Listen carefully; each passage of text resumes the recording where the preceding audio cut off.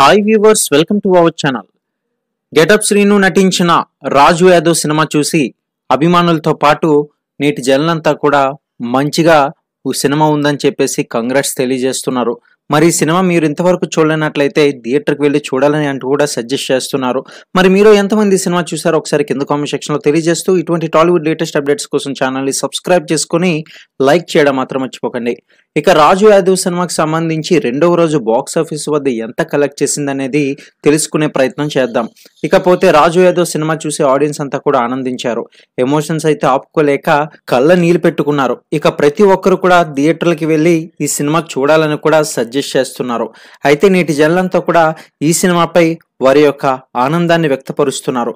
ఎందుకంటే గెటప్ శ్రీనుకి ఒక మంచి సినిమా హిట్ గా నిలిచిందని చెప్పేసి ఈ యొక్క సందర్భంగా తెలియజేశారు. అయితే ఈ సినిమాకి సంబంధించి బాక్స్ ఆఫీస్ కలెక్షన్స్ ఇప్పుడు మన రెండు తెలుగు రాష్ట్రాల్లో ఎంత వచ్చింది అనేది అయితే తెలుసుకుందాం.